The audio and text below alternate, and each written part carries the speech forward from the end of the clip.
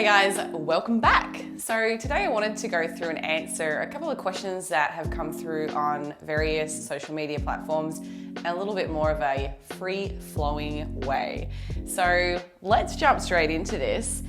This first question actually comes from YouTube. I'm going to pronounce this wrong, but it's from Saba Varani. That was a few days ago. And the question was, what makes a 2-week diet break disadvantageous? That's a long word. First off, I think let's just put it out there. What is a diet break or a period of maintenance? So it's exactly that. You're taking a break from your fat loss, and that would typically be accompanied with a period in which you take your calories back up to help your body maintain its current weight. So when you're in your deficit, you're losing weight. When you're at maintenance, you're maintaining your weight.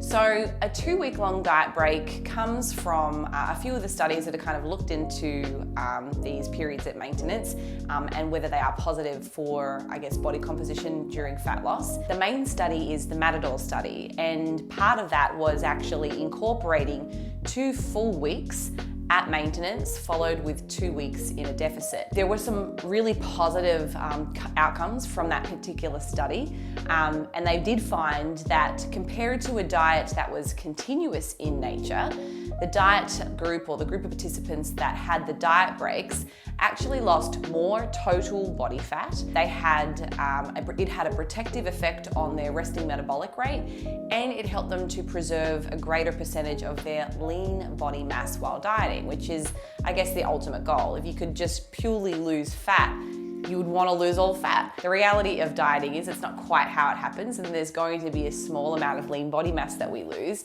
but these periods at maintenance certainly are proven to be advantageous compared to somebody that just diets hardcore all the way through. So there's that, definitely positive, but 2 weeks, can it be troublesome for some people? I would say yes.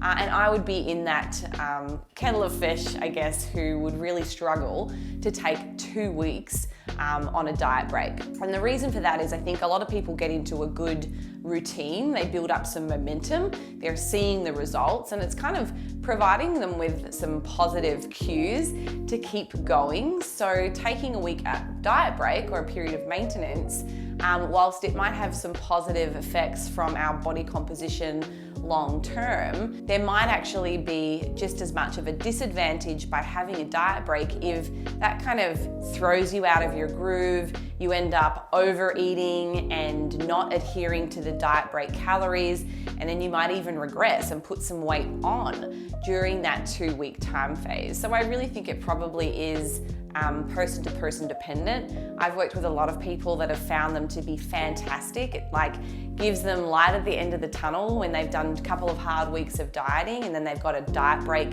kind of around the corner, so that kind of keeps them motivated, knowing that there is they can come up for air at the end. So yeah, I think to summarize, I would say it's probably very person to person dependent on how positive it is for a long-term diet break.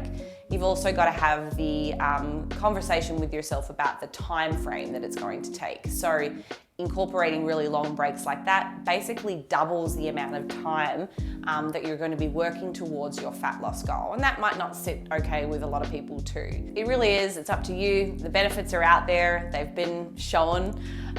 So I guess whether you decide to do a 1-week diet break or a 2-week diet break, or at minimum, I would say 4 days diet break, it's up to you. Okay, so question number 2 came from Instagram, and this person asked me if you have a set amount of high intensity interval training cardio that you've been prescribed, should you do it all together in the one session, or is it better to break it up?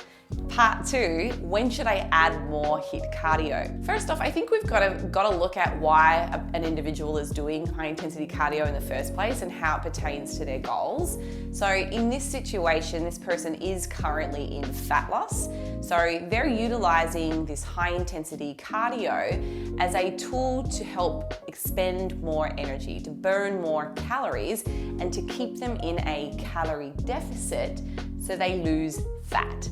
So that's the first thing. So where an individual starts with their high intensity cardio when they begin fat loss really depends, I guess, on their baseline cardio inclusions as part of their training. If this person had started their fat loss and they were already doing like a 30-minute short HIIT class at their local gym, then you probably would stay there for a handful of weeks, and at some point during that fat loss and following a certain amount of calories, they're going to reach a plateau where they're now in energy balance. The amount of calories that they are consuming from their diet are being matched with the calories that they are expending from their training and then their HIIT cardio. So to answer kind of part 2 first, you would then incorporate more high intensity interval training as you start to need to create a greater deficit.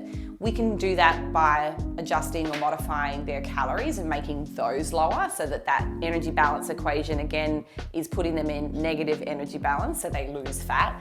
And we can also kind of nudge that a little bit further as well by increasing the amount of exercise that we do and expend more calories. I wouldn't say jump out and do, an hour of HIIT cardio every day in your first week of fat loss, but I think progressively over time, the further into that fat loss phase you go, the more you're going to have to do as far as energy expenditure from exercise to keep driving results. To answer the first part, should I be doing all of that cardio together, or should I split it up? Is there one way that's going to be more advantageous or not? Again, this kind of comes back to someone's complete training program, and I'm not exactly sure what this individual is doing, but I'll make some assumptions. Let's assume that they are training maybe 3 or 4, maybe 5 times per week, training different parts of their body. So maybe they do legs, they do an upper body, maybe they do a full body, and then 1 or 2 of those are repeated a couple of times a week. High intensity interval training can actually impede hypertrophy in some of the signaling pathways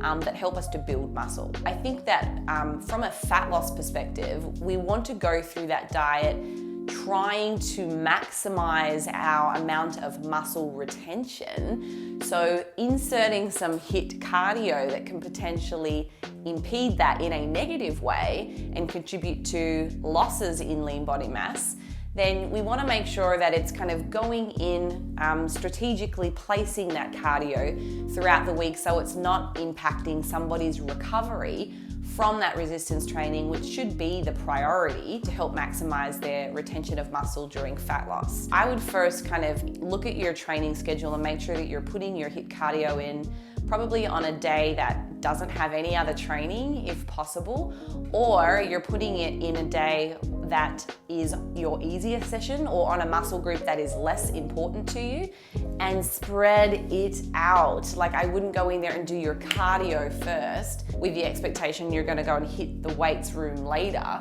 and still perform well, because typically what's going to happen is whatever exercise bout you choose to do second is going to be compromised in some way. Knowing that during fat loss we're trying to prioritize muscle retention, you want to get your high intensity stuff kind of done after. Do the heavy lifting first, stimulate all of those signaling pathways to retain your muscle, and then plan your cardio like in the evening away from all of that, so that you've had a little bit of time to recover, refuel, replenish, eat some food, rest, so that you can still go in and put in a good effort with your cardio. How much you have to do to continue progressing is going to depend on the individual. So you might have a lot of cardio at the end of a diet. So my suggestion would be, in that case, if you've got more than 60 minutes of cardio, HIIT cardio to do to help ensure that you're continuing fat loss, you probably need to start breaking it down into individual sessions.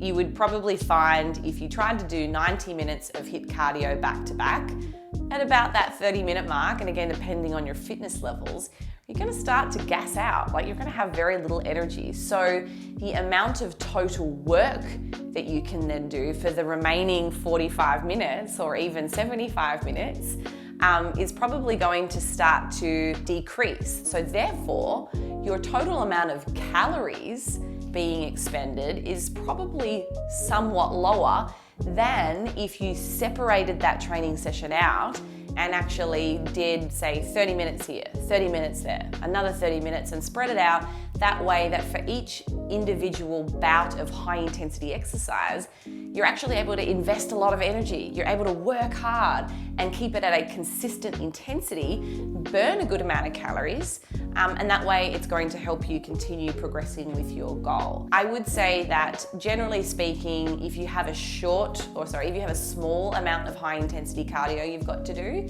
and you're generally a pretty fit individual, you probably can do 30 minutes pretty hard, and then after that, I would say you're done. You probably don't need to break that up, but if you are doing a lot more cardio, then it would make sense to split it up into individual sessions so that your output and the amount of energy that you're expending can remain consistent and high across the entire per minute of time. So that was a really long-winded answer. I think I'll just keep today's Q&A to 2. Hopefully you found those 2 questions helpful. If you guys have any other questions, please leave me a question. I'm going to be checking this a lot more regularly so that I have answers for you guys. And I'll see you next week.